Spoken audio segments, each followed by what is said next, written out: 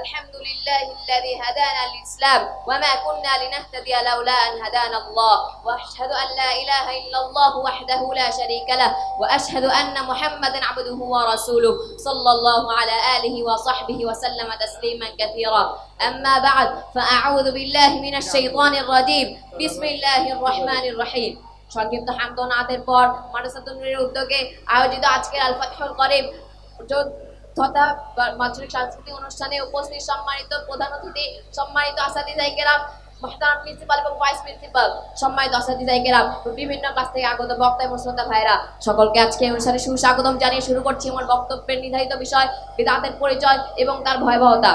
সম্মানিত উপস্থিতি, বাংলাদেশের ধর্মপ্রাণ মানুষগুলো যখন আবিষ্কৃত নতুন নতুন বিষয়গুলোকে ইবাদত হিসেবে গণ্য করছে, সেই বিষয়ে সতর্ক করতে গিয়ে ভয়াবহ চ্যালেঞ্জের মুখোমুখি করতে হচ্ছে। এই পরিস্থিতিতে এই বিষয়ে একটি বক্তব্য প্রদান করা অত্যন্ত গুরুত্বের দাবিদার।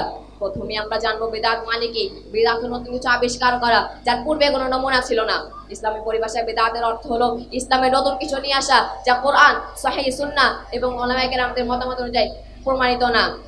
বিশ্বাস এবং আমলের দিক থেকে আমরা বেদাতকে দুই ভাগে বিভক্ত করতে পারি। প্রথমত ইতিকাদি বা বিশ্বাসের সাথে জড়িত বেদাত, এবং সেটি হলো বিভিন্ন পথভ্রষ্ট দলের বিশ্বাসসমূহকে গ্রহণ করে নেওয়া। দ্বিতীয়ত আমলি বা আমলের সাথে সম্পৃক্ত বেদাত, এবং সেটি হলো নামাজের পরে সম্মিলিত মিলাদ, মুনাজাত এবং মৃত্যু করে চল্লিশা ইত্যাদি। সহিহ সুন্নাহ, কোরআন এবং উলামায়ে কেরামদের মতামত অনুযায়ী বেদাত সর্বোচ্চ পর্যায়ের হারাম। রাসূলুল্লাহ সাল্লাল্লাহু আলাইহি ওয়াসাল্লাম বলেন, মান আহদাসা ফি আমরিনা হাযা মা লাইসা মিনহু ফাহুয়া রাদ্দুন। অর্থাৎ কেউ যদি ইসলামে এমন কিছু সৃষ্টি করে যা তার অন্তর্ভুক্ত নয়, সেটাই প্রত্যাখ্যাত। তিনি আরো বলেন, আলাইকুম বিসুন্নতি ওয়া সুন্নাতুল খুলাফায়ে রাশিদিল মাহদিয়্যিন তামাসসাকু বিহা ওয়া আদু আলাইহা বিন নাওয়ারিজ ওয়া ইয়্যাকুম ওয়া মুহদাসাতিল উমুর ফাইন্না কুল্লা মুহদাসাতিন বিদআহ ওয়া কুল্লা বিদআতিন দালালাহ ওয়া কুল্লা দালালাতিন ফিন-নার। তোমরা অবশ্যই আমার এবং আমার হিদায়াতপ্রাপ্ত খলিফাগণের সুন্নাহকে আঁকড়ে ধরে রাখবে এবং সেটিকে কামড়ে আঁকড়ে ধরে রাখবে, এবং সাবধান প্রতি নব আবিষ্কার সম্পর্কে, কারণ প্রতি নব আবিষ্কার বেদাত, এবং প্রতিটি বেদাত পথভ্রষ্টতা, এবং প্রতিটি পথভ্রষ্টতা জাহান্নামে যাবে। সম্মানিত উপস্থিতি, তারপরও আজকের মানুষগুলো রাসূলুল্লাহ সাল্লাল্লাহু আলাইহি ওয়াসাল্লামের দিনকে প্রত্যাখ্যান করছে এবং সেগুলোকে উলটপালট করে নিজের মতো করে বানিয়ে নিচ্ছে। অথচ আল্লাহ তাআলা বলেন, ওয়া মা আতাকুমুর রাসূলু ফাখুযুহু ওয়া মা নাহাকুম আনহু ফান্তাহু। অর্থাৎ রাসূলুল্লাহ সাল্লাল্লাহু আলাইহি ওয়াসাল্লাম তোমাদের যা দিয়েছেন তা গ্রহণ করো, এবং যা থেকে নিষেধ করেছেন তা বর্জন করো। রাসূলুল্লাহ সাল্লাল্লাহু আলাইহি ওয়াসাল্লাম কিয়ামতের দিন বলবেন, সুহকান সুহকা লিমান বাদদালা বাদি। অর্থাৎ যারা আমার মৃত্যুর পরে আমার দিনকে পরিবর্তন করেছো, তারা আমার থেকে দূর হও। সম্মানিত উপস্থিতি, সালাফরাও ছিলেন এই বেদাতের প্রতি অত্যন্ত কঠোর। আহমদ ইবনে হাম্বল রাহিমাহুল্লাহ বলেন, বেদাতি কারোর সাথে উঠা বসা করা, মেলামেশা করা যাবে না, এমনকি তাদের কারোর প্রতি অনুগ্রহ করা যাবে না। সম্মানিত উপস্থিতি, এই পর্যায়ে আমরা জানবো বেদাতের কয়েকটি ভয়াবহতা সম্পর্কে, যেটি না কারার জন্য সে আজকের দিনে এই মানুষগুলো বেদাতকে ইবাদত হিসেবে গণ্য করছে। প্রথমত, বেদাতকে অনুসরণ করার মাধ্যমে আমরা সহিহ সুন্নাহ থেকে অনেক বেশি দূরে সরে যাচ্ছি।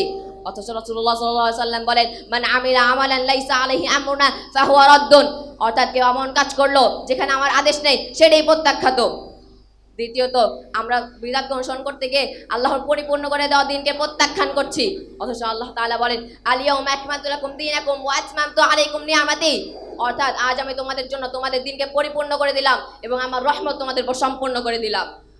সুতরাং সম্মানিত উপস্থিতি, আমরা যদি বেদাতের ভয়াবহতা থেকে বাঁচতে চাই, তাহলে আমাদের রাসূলুল্লাহ সাল্লাল্লাহু আলাইহি ওয়াসাল্লামের সুন্নাহকে কঠিনভাবে আঁকড়ে ধরতে হবে এবং সাহাবীগণের পথকে অনুসরণ করতে হবে, এবং বেদাতকে বেদাত হিসেবে চিহ্নিত করে প্রত্যেকটি মুসলিম ভাইকে এই বিষয়ে সতর্ক করতে হবে।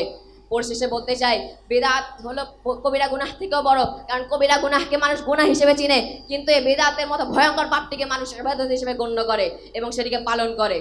আমাদের দায়িত্ব, আমরা নিজেরা বেদাতকে বর্জন করব এবং অন্য সব মুসলিম ভাইকে এই বিষয়ে সতর্ক করব। আল্লাহ আমাদের সবাইকে তৌফিক দান করুন, আমিন। ওয়া আখিরু দাওয়ানা আলহামদুলিল্লাহি রাব্বিল আলামিন। ওয়াসসালামু আলাইকুম ওয়া রাহমাতুল্লাহি ওয়া বারাকাতুহু।